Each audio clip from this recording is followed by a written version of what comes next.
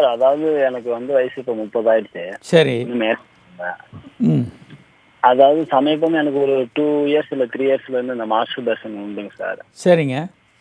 இப்போ அந்த மாதிரி இருக்கும்போது நமக்கு ரைட் சைடில் கால் மட்டும் லேசாக பின்னால் பேக்கில் வலிக்குது. அதுதான் என்னன்னு கேட்கலான்னு பண்ணாங்க. அது வலிக்குங்க, அது ஒன்றும் இல்லை. அதாவது நின்றுக்கிட்டு பண்ணிக்கிட்டு இருக்கீங்க, ஒரு வகையாக படுத்துக்கிட்டு இருக்கீங்க, ஏதாவது அந்த மாதிரி பொசிஷனில் இருக்கும்போது உச்சகட்டம் அடையும் போது பாடி ஃபுல்லாக ஸ்ட்ரெச் ஆகும். அது சில ஹார்மோன்கள் மூளையில் சுரக்கிறதுனால உங்கள் பாடியெல்லாம் இழுக்கிற மாதிரி இருக்கும். அப்போ ஒரு கால்களில் சில பேர் இடுப்பு வலி இருக்கிறவங்களுக்கு இடுப்பில் வலி இருக்கலாம், கழுத்துகள் ஒரு பக்கம் இழுக்கலாம், இந்த வயதானவர்களுக்கு கழுத்து ஒரு பக்கம் இழுக்கலாம். இந்த மாதிரியெல்லாம் இதெல்லாம் இயல்பானது. சரிங்க சார். இதில் பயப்படுறதுக்கு ஒன்றும் இல்லை. இது இந்த மாதிரி நடக்கிறது இயல்பானது தான், கவலைப்பட வேண்டாம். சரிங்க சார். இப்போ இதுக்கு ஏதாவது மருத்துவம் எடுத்துக்கலாங்களா இல்லை தேவையில்லைங்களா? ஒன்றும் மருந்துகள் தேவையில்லை. உங்களுக்கு கன்வீனியண்ட்டான வேறு மாதிரி படுத்துக்கிட்டு கன்வீனியண்ட்டான பொசிஷன் படுத்துக்கிட்டு நீங்கள் சுய இன்பம் பண்ணுங்கள். சரிங்க சார். இது வந்து நோய் அல்ல, இதற்கு எந்த விதமான மருத்துவமும் தேவையில்லை. சரிங்க சார். நாளைக்கு பின்னால் ஃபியூச்சர் ஏதாவது பாதிப்புமா அப்படிங்கிறது? எந்த பாதிப்பும் வராது. இது வரைக்கும் ஏராளமான ஆய்வுகள் உலகம் முழுவதும் பண்ணிட்டாங்க. இல்லைங்க சார், உங்கள் நிகழ்ச்சியை நான் தொடர்ந்து கிட்ட 5 வருஷமாக பார்த்துட்டு தான் சார் இருக்கேன். டெய்லியும் பார்ப்பேன். அதனால் ஏராளமான ஆய்வுகள் பண்ணியிருக்காங்க. இதுவரை இந்த சுய இன்பத்தினால எந்த விதமான பின்விளைவுகளும் இருந்ததாக கண்டறியப்படல. நானும் கேட்டிருக்கேன் சார். அதே மாதிரி திருப்பி திருப்பி கேட்கும்போது நமக்கு இதாக இருக்குதுன்னு சொல்லி தான் சார் இன்னைக்கு நேர்லேயே உங்கள்கிட்ட பேசலான்னு பண்ணேன். நைஸ். ஒன்றும் இல்லைங்க, அது மாதிரி வலிக்கிறது இயல்பானதான். சில பேர் கழுத்து வலிக்கும், சில பேருக்கு இடுப்பு வலிக்கும். இது இயல்பானது, ஒன்றும் கவலையே பட வேண்டாம். சரிங்க சார். ஓகே சார், ரொம்ப நன்றி. நன்றிங்க. ஏஜிங் வேர்ல்டு அப்படின்றோம். இப்போது நம்ம உலகத்தில் இப்போ எப்போதையும் விட அதிகமான முதியவர்கள் கொண்ட ஒரு உலகமாக இருக்குது. இப்போது கிட்டத்தட்ட 1600களில் ஒரு 300-400 வருடங்களுக்கு முன்பாக ஒரு சராசரி வயது 35க்கு கீழே இருந்தது.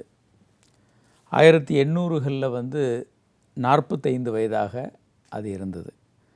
1900 வந்து இந்த வயது உலகம் முழுவதும் நம்ம சொல்கிறது 60 வயது ஆவரேஜாக. 1950 75 வயது ஆவரேஜாக. 2000 இது 85 வயதாக அதிகரித்திருக்கு. ஒரு வயதானவர்களுடைய எண்ணிக்கை உலகமெங்கும் அதிகமாக இருக்கிறது நம்மளால் பார்க்க முடியுது.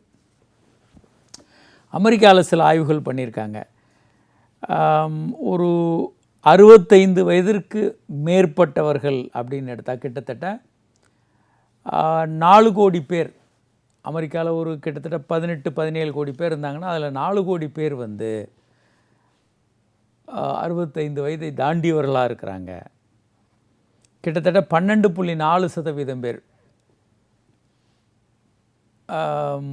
8ல் ஒரு அமெரிக்கர் வந்து 65 வயதை தாண்டியவராக இருக்கிறார்.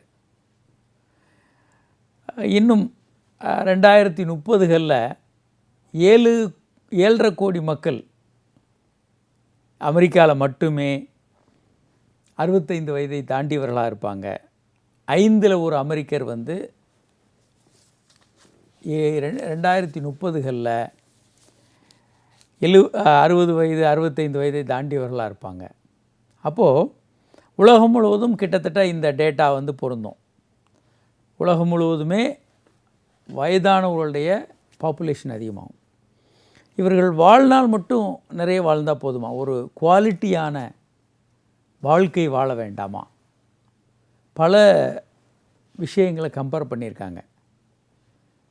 வருமானம் நிறைய இருக்கிறவங்க குவாலிட்டி நல்லா இருக்குது, வருமானம் குறைவாக இருக்கவங்க குவாலிட்டி புவராக இருக்குது. படித்தவர்கள் அவங்களுடைய ஆரோக்கியம் வயதான பிறகும் கொஞ்சம் நல்லா இருக்குது. ரொம்ப படிப்பு இல்லாதவர்களுடைய வாழ்க்கை குறைவாக இருக்குது. அதே மாதிரி ஆண்களுடைய வாழ்க்கை தரம் கொஞ்சம் நல்லா இருக்குது. ஆண்கள் சீக்கிரம் இறந்து போகிறாங்க. பெண்களை விட 5-6 வருடங்களுக்கு முன்பு இறந்து போகிறாங்க. ஆனாலும் அவங்களுடைய வாழ்க்கை தரம் பார்க்கும்போது நன்றாக இருக்குது.